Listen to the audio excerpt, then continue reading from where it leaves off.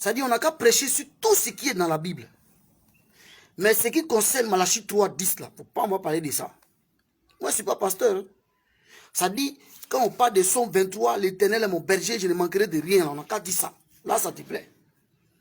Mais là où on a dit l'Éternel dit de l'honorer, c'est bien. Là. Tu ne veux pas entendre ça.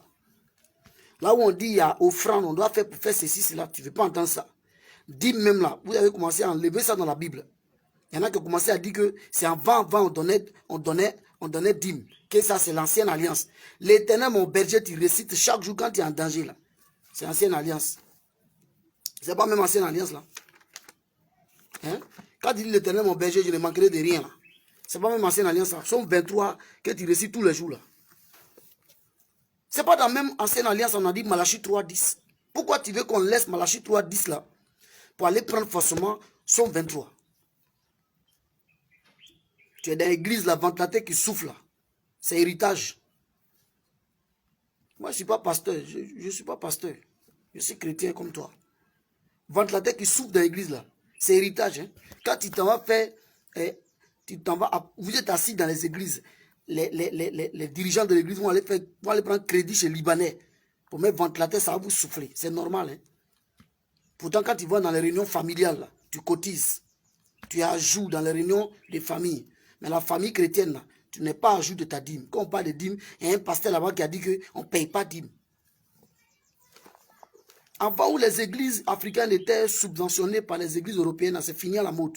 Maintenant, l'Afrique, si elle devient chrétienne, ou bien chrétienne si tu veux, elle doit s'occuper de son église par ses offrandes et sa dîme. Les Européens sont partis, l'église est restée dans notre main.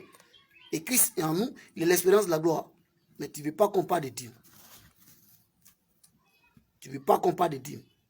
Quand on parle de dîme, tu regardes ceux qui ont porté veste là. La veuve qui a donné sa dîme dans Luc 21 là, elle a porté veste.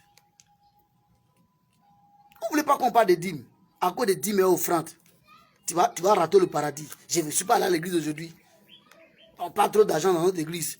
Toi, tu es dans Belledrome matin, là, tu n'as pas pu payer deux tournées. Tu n'es pas de l'argent de l'église. Il faut boire ton bellet, tu as tes terres pour embrouiller les gens.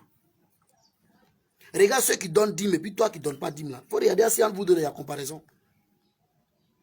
Entre vous deux là, il y a comparaison. Toi qui ne donnes pas dîme là, et puis celui qui donne, qui gaspille son argent d'après toi là, entre vous deux là, il y a comparaison. Ah, on parle d'argent à l'église, on parle d'argent à l'église, on n'a qu'à parler de quoi? On a parlé de nouvelles naissances, ça tenait de nouveau. On a parlé de fuir l'impudicité là, tu as fui l'impudicité. On a dit de ne pas être jaloux, de ne pas être envieux, tu as laissé ça. On parle de l'Ancien Testament, tu es d'accord. Mais dès qu'on dit Malachie 3 apporté dans la maison du trésor, toutes vos dîmes, non. Le pasteur là, est venu nous escroquer. Tu vas t'asseoir dans l'église, on va aller prendre crédit à la banque. Maintenant, si tu ne veux pas donner de ta dîme et de ton offrande, il faut t'asseoir à l'église. Et puis tais-toi. Nous qui pouvons donner, on va donner.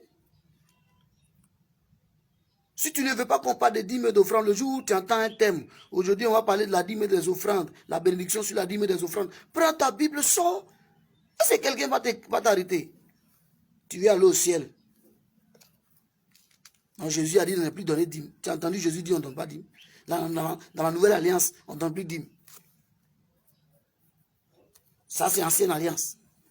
Mais tu récites toujours l'Éternel est mon berger.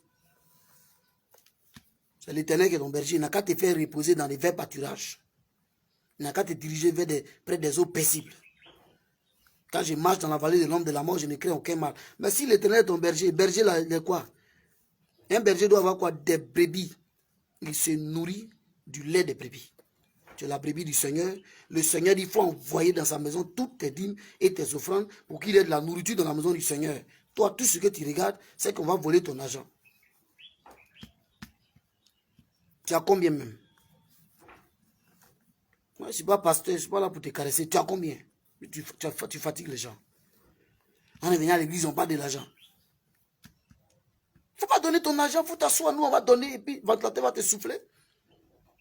Il ne faut pas donner ton argent, nous on va donner, et puis l'église va avancer. Il ne faut pas donner ton argent, il faut t'asseoir. On va payer terrain d'église, non? Non, maman, il n'y a pas encore terrain, on dit on va payer terrain d'église. À l'église, là, le terrain qu'on paye, chacun donne 25. C'est ça qui paye le terrain. Et puis tout le monde est dedans.